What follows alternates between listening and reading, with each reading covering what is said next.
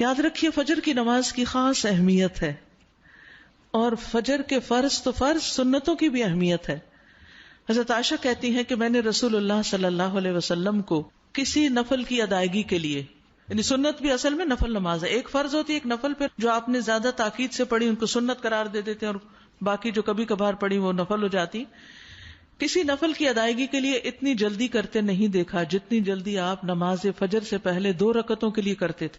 جلدی پڑھتے نہیں تھے، یعنی اس کی ادائیگی کے لیے آپ فکر کرتے تھے. حضرت عائشہ ہی سے روایت ہے کہ نبی صلی اللہ علیہ وسلم نے طلوع فجر کے وقت 2 رکعت نماز، یعنی فرض کی بات ہے یہاں، آپ نے 2 رکعت نماز پڑھنے کی شان کے بارے میں فرمایا کہ ان کو پڑھنا میرے نزدیک ساری دنیا سے زیادہ محبوب ہے. آپ نے فرمایا جو آدمی عشاء اور فجر کی نمازوں میں آ سکتا ہے تو اس پر لازم ہے کہ وہ آئے، اگرچہ اسے گھسٹ کے کیوں نہ آنا پڑے، یعنی گھٹنوں کے بل یا پیٹھ کے بل گھسٹ گھسٹ کے ہی آنا پڑے تو بھی آئے، لیکن آئے ضرور. کیوں؟ اس لیے کہ جو شخص فجر کی نماز پڑھتا ہے وہ اللہ کی حفاظت میں آ جاتا ہے. رسول اللہ صلی اللہ علیہ وسلم نے فرمایا جس نے صبح کی نماز پڑھی پس وہ اللہ کے ذمے میں ہے، اللہ کی حفاظت میں ہے، اللہ کے ذمے ہو گیا. پس اللہ تم سے اپنی حفاظت کے بارے میں کسی چیز کا مطالبہ نہ کرے. کیا مطلب ہے اس کا؟ یعنی جو اللہ کے ذمے ہے اس پر کوئی ظلم نہ کرے، اور ظلم کر کے اللہ کے سامنے جواب دہ نہ ہو، اس لیے کہ جس سے اللہ پوچھے گا، مطالبہ کرے گا، یقیناً اسے اپنی گرفت میں لے لے گا اور لے کر منہ کے بل جہنم میں پھینک دے گا. اس سے کیا بات پتہ چلتی ہے کہ جو شخص فجر کی نماز کی حفاظت کرتا ہے وہ اللہ کے قریب ہو جاتا ہے، اللہ کی حفاظت میں ہو جاتا ہے. کسی کو حق نہیں کہ اس پر ظلم اور زیادتی کرے.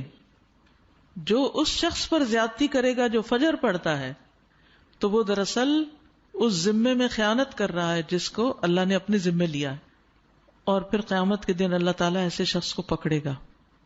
یعنی فجر پڑھنے والے کی عزت اور احترام لازم ہے، کیونکہ صرف مومن ہی اس کی پابندی کرتا ہے.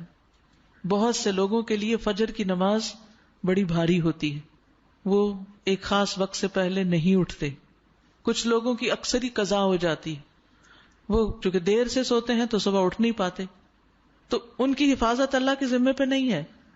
تو اس لیے بہت ہی فکر کرنی چاہیے کہ فجر کی نماز قضا نہ ہو، یعنی کوئی باقی کر لیں، نہیں، کیونکہ باقی تو پھر ہم جاگ ہی رہے ہوتے ہیں نا، تو اذان بھی سنائی دے دیتی ہے اور وقت بھی پتہ چل رہا ہوتا ہے، اور دوسروں کو بھی ہم دیکھتے ہیں پڑھ رہے ہیں تو پڑھ ہی لیتے ہیں.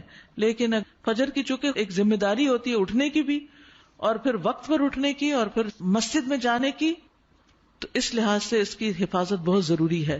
اور فجر پڑھنے والا شام تک اللہ کی حفاظت میں ہوتا ہے. اس میں ایک واقعہ بھی آتا ہے احادیث کی کتابوں میں.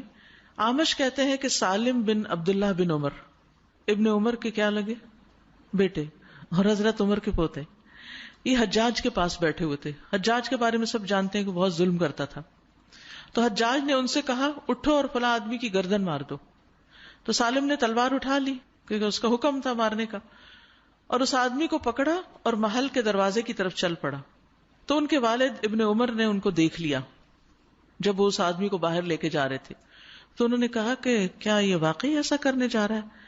انہوں نے 2-3 بار یہ بات دہرائی. پھر باہر لا کر سالم نے اس سے پوچھا کیا تم نے فجر کی نماز پڑھی ہے؟ یعنی جس کو مارنے کا حکم تھا، کہا تم نے فجر کی نماز پڑھی ہے؟ اس نے کہا ہاں. سالم نے کہا پھر تم جس راستے سے جانا چاہتے ہو چلے جاؤ، اور وہ واپس آئے اور تلوار پھینک دی. حجاج نے ان سے پوچھا کیا تم نے اس کی گردن اڑا دی؟ انہوں نے جواب دیا نہیں. حجاج نے پوچھا کیوں؟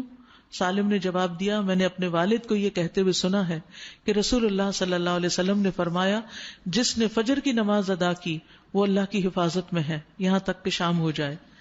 تو ان کے والد نے ان سے کہا کہ سمجھدار رہو، میں نے تمہارا نام اسی لیے سالم رکھا کہ تم سلامت رہو، یعنی اللہ کے ذمے کے اندر خیانت نہ کرو. تو بہرحال اس سے یہ پتہ چلتا ہے کہ انسان سے بڑے بڑے حادثے، بڑی بڑی مصیبتیں ٹل جاتی ہیں جب وہ فجر کی نماز کی حفاظت کرتا ہے. اب تو الحمدللہ ہر شخص کے موبائل پر الارم ہوتا ہے، اور موبائل ہر شخص کے سرہانے ہوتا ہے، تو کوئی بھی یہ نہیں کہہ سکتا کہ میں صبح نہیں اٹھ پایا. 1 نہیں 2 3 الارم لگا لیں، 5-5 منٹ کے وقفے پہ رکھ لیں اس کو، کیونکہ جو شخص یہ 2 نمازیں پڑھے گا، بخاری میں آتا ہے وہ جنت میں داخل ہوگا. ایک اور روایت میں آتا ہے وہ آدمی ہرگز دوزخ میں نہیں جائے گا جس نے سورج نکلنے سے پہلے اور سورج کے غروب ہونے سے پہلے نماز پڑھی، یعنی فجر اور عصر کی.